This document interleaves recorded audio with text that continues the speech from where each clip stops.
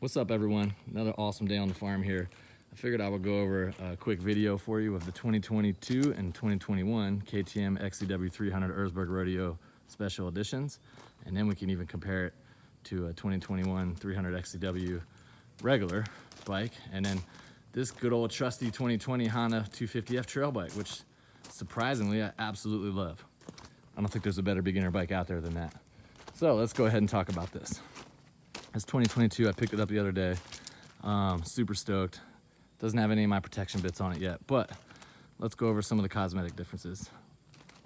Biggest thing I noticed right away has the Red Bull logo. 2021 does not have the Red Bull logo. You'd lose logos on the headlight and the front fender, but you gain logos here, and then you get this fun little verbiage in the back and a little bit of verbiage here. So if we come to the 2021, you have the logos on the front fender, and then you have the year designator on the headlight. You also have the year designator on the side, which I actually prefer better than the 2021. I like this better. I think it looks more bold. I don't know, whatever you want to call it. And then you get the year designator on the back. So all of them a shout out to the Erzbergrodeo. Seats same. I did notice there's a color difference in the front handguards. Protector piece there, that's orange. On the new one's black. Actually, I like the orange better than the black up front. Beyond that, not much in difference in protection. I think everything else is the same. They did change the valving on the 2021, the front Explorer fork, because they said that by putting in a different O-ring, I believe it slowed the transfer of fluid down, which kind of helps the shock react a little better. We'll see. That's just what the KTM says on their website. I really can't tell the difference yet, but I haven't got any ass time on this, so we'll see what it's like in the future. Love the 2021. I can only imagine the 2022 is just as good, if not a slightly better. So let's go over to the XC-W 300. That's a 2021. And we'll give you a little pan here of all three.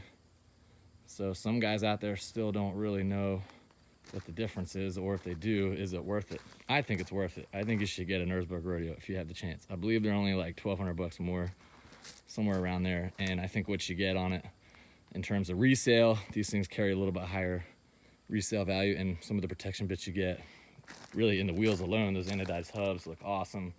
And some of the extra things I think make it worth buying over the regular XC-W. That being said, they're harder to get, and you might even get a better deal on the XC-W. You're probably not going to get a deal at all on the Erzbergrodeos. So a lot of different protection bits missing on this guy versus the Erzbergrodeo.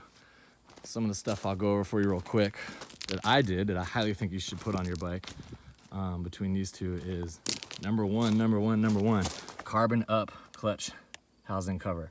This thing, indestructible. Go check out the Slavens racing video on that. It protects against all kinds of stuff. They smash the hell out of this thing with a hammer. And then also, if you're ever gonna crash and this bad boy gets pushed up, your brake lever gets pushed up into that, I know that that can bust open the stock housing. So I would get that first. As you can see, I barely even had this thing, and I've already got one nick on this. I just don't trust these like I do the carbon up one. It's the best. Don't even bother with any of the other ones. Get the carbon up one. Number two, update your skid plate. I believe this is the XRP or something skid plate. I'll put it in the description. It's the one everyone's getting. You can get on Rocky Mountain or Slavens. That guy is taking a beating. I love this skid plate. Nothing but good reviews. Protects your power valve. So I highly recommend getting that. As you can see, the stock skid plate is laughable on the Erzbergrodeo, as it is. Likely looks like the same skid plate on the 300 XC-W that comes from factory. Ditch that. FMF turbine core 2.1 spark arrested pipe. There's the part number. Can't say enough good things about that. I live in West Virginia. I don't technically need it, but we ride in Colorado and Utah a lot, so that's a must out there for the Forest Service. And you know, stock comes with the stock. Unspark arrested KTM pipe. Come on, guys, get on board. Give us spark arrested pipes. Make it stock. You want to know something funny? This 2021 Honda 250F, which is like a third of the price, comes stock with a spark arrested tailpipe. Imagine that. So what else do we put on here? After factory, I put the KTM factory LED headlight, which you can upgrade, and that thing's expensive.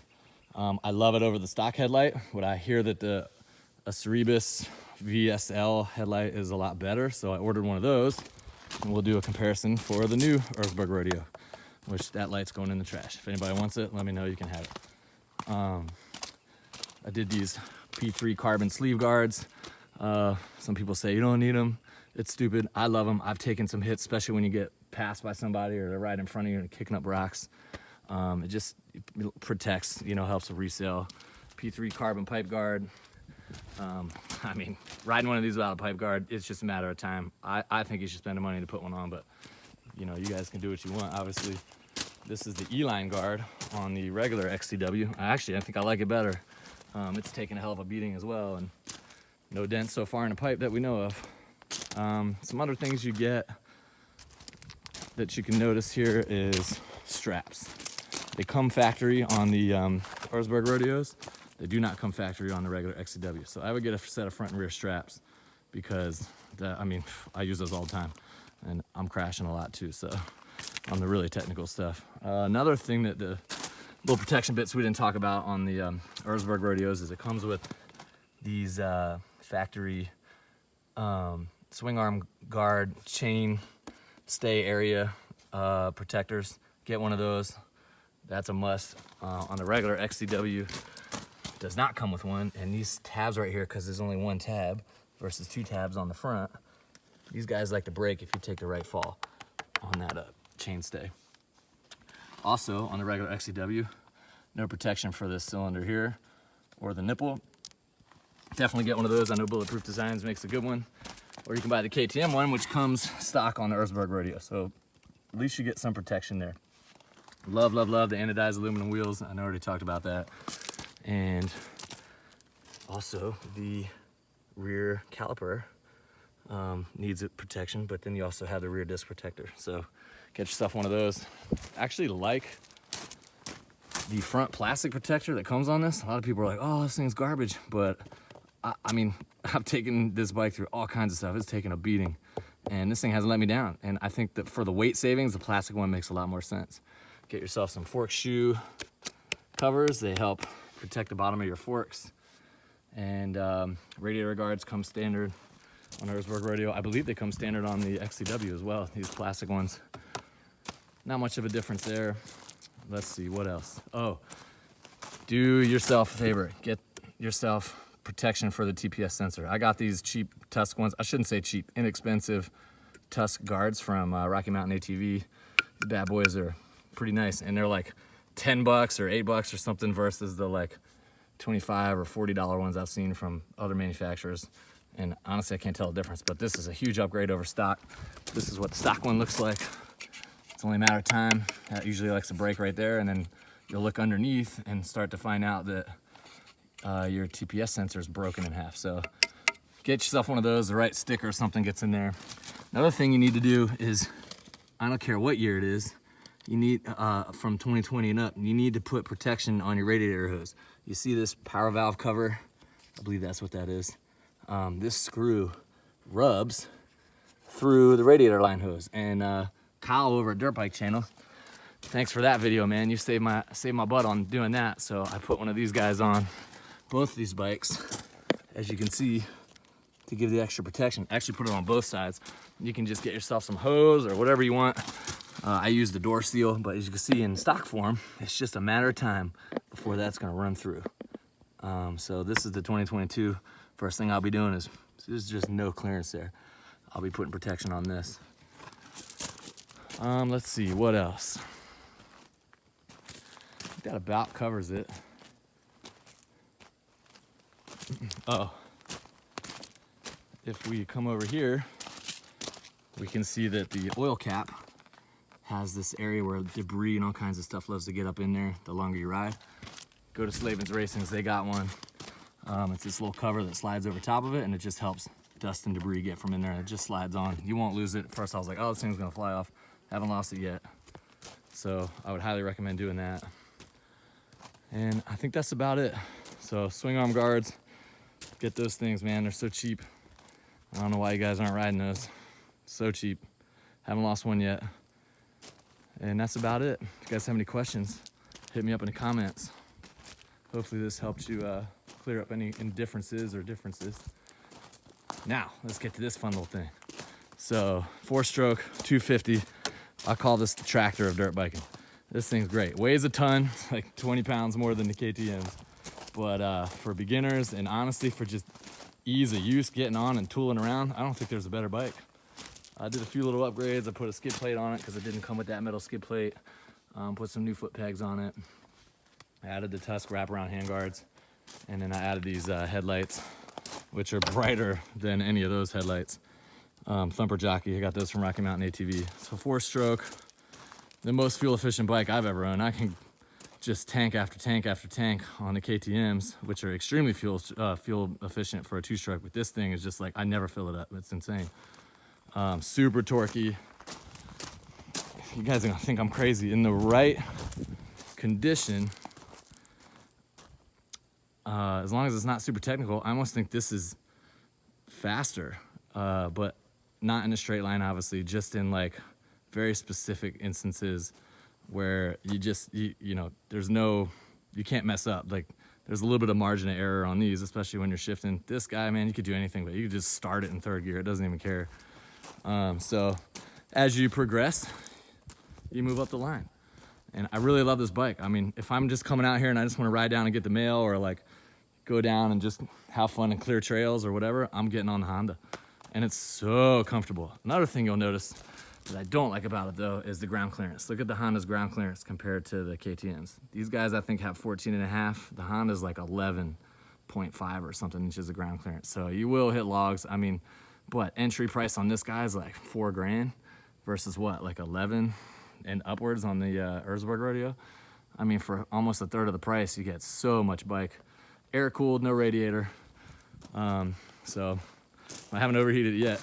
I did add some rear caliper guard protection, and that's really about it. This thing's a tank. You'll be able to pass it down to your kids. Can't hold a candle though to the enduro champs here. And honestly, at the end of the day, the KTMs are leaps and bounds better of a bike. Definitely more fun to ride, especially on the hard technical stuff. But man, I love that. I love that Honda. I really do. So if you have any other questions, let me know. That's really the only differences I can see. And I'm excited to get all my new protection bits on this guy. There you go. Have a cool day. All right, here you go. I slapped on these Tusk TPS guards real fast. Took me maybe 2 minutes, not even. These are the stock covers. Come on the Erzberg and the XC-W, XC, all that stuff. These guys hopefully will protect a lot better. It seems like pretty solid aluminum, and it fits in there perfectly. It's these 2 screws it comes with the bit for, as you can see. And then you should have this in like any screwdriver bit box. It's just looks like a star bit. And that's it. So a little bit of bling on there. I put a black one on the 2021 Erzberg and an orange on the 22. So you can see what they both look like. Make up your decision. Orange, black. Get one. It's like $8 at Rocky Mountain ATV. Super cheap. So another little piece I think I throw in here is, what's the sound difference between the stock muffler and the good old turbine cord 2.1? Let's have a sound check here. The stock muffler is a little bit quieter.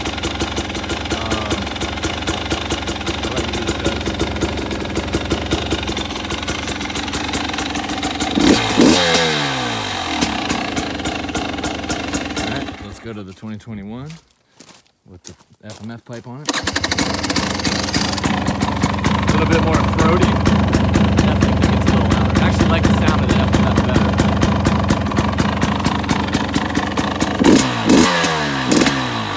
Yeah, I definitely think the FMF is louder, but you can make up your decision.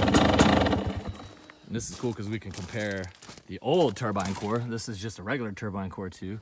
I believe is also spark arrested, and this is the loudest of the bunch. This guy sounds like a chainsaw.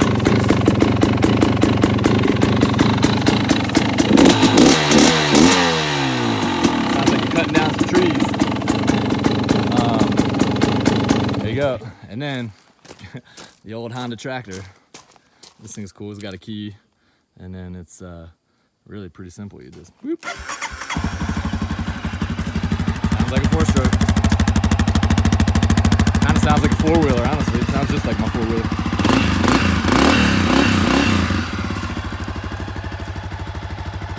So there you go, in case you were wondering.